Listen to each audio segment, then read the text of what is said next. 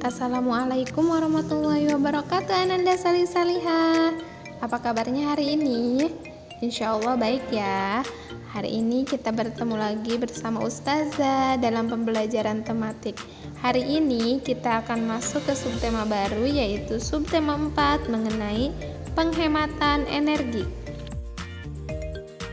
Nah, Ananda Salih-Salihah, apakah Ananda tahu penghematan energi itu apa ya? Iya, Ustazah kasih tahu ya.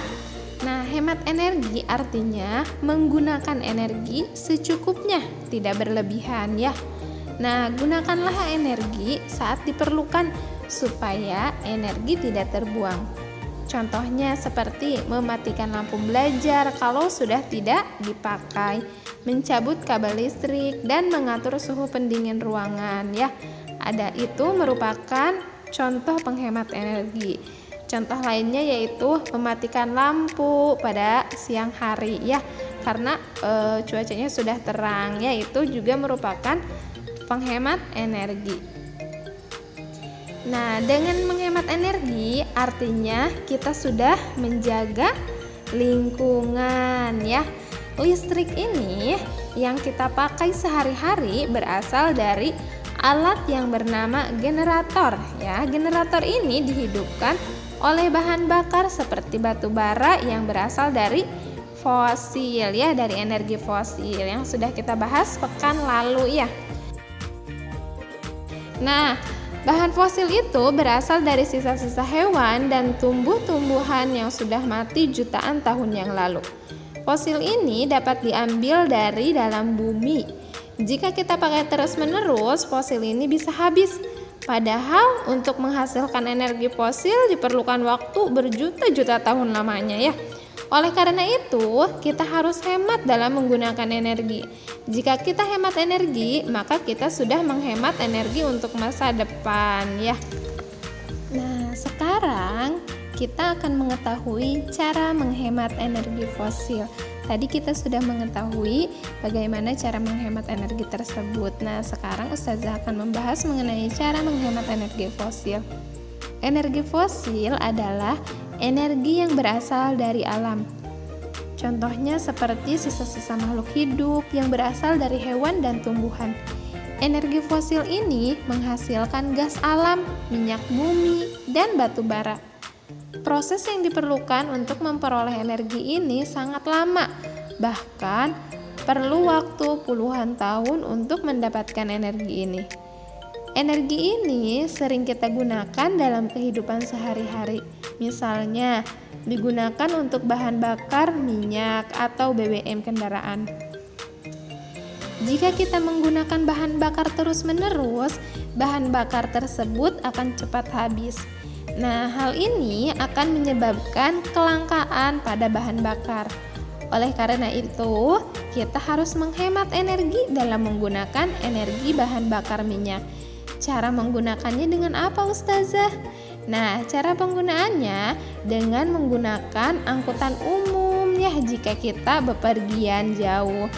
Nah, selain itu, jika kita ingin bepergian ke tempat yang dekat, sebaiknya kita berjalan kaki atau naik sepeda ya. Nah, yang selanjutnya yaitu kita harus menghemat dalam penggunaan TV ya. Kalau tidak digunakan maka ataupun tidak ditonton, maka jangan dinyalakan TV-nya ya, dimatikan saja. Itu merupakan salah satu contoh penghemat energi. Nah, selain itu juga harus menghemat kalau misalkan yang di rumahnya menggunakan AC ya.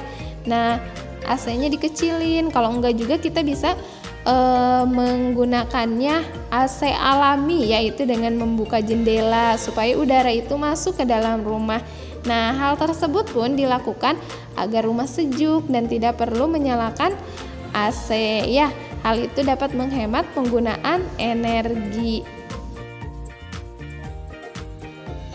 Selain itu, kita juga harus menghemat air di rumah maupun di sekolah ya.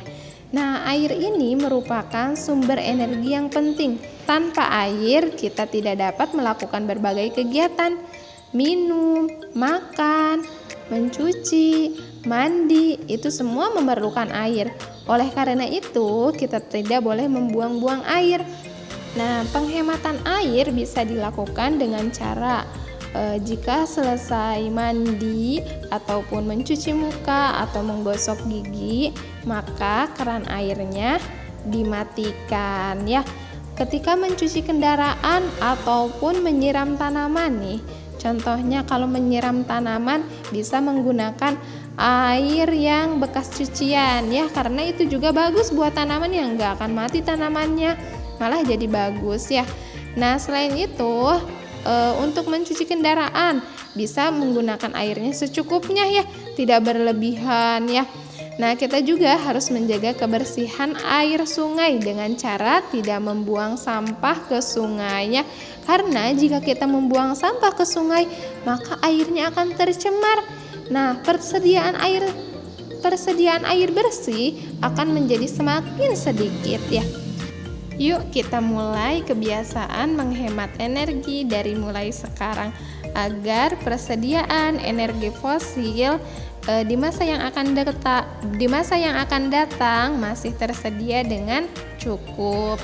Semangat untuk menghemat energi dan selalu menjaga kebersihan ya. Ingat, tidak membuang sampah sembarangan dan tidak membuang sampah ke sungai. Mungkin itu saja yang Ustazah sampaikan. Kurang lebihnya mohon maaf. Mudah-mudahan apa yang Ustazah sampaikan dapat bermanfaat untuk Ananda salih-salihah semuanya. Wassalamualaikum warahmatullahi wabarakatuh. Salih-salihah.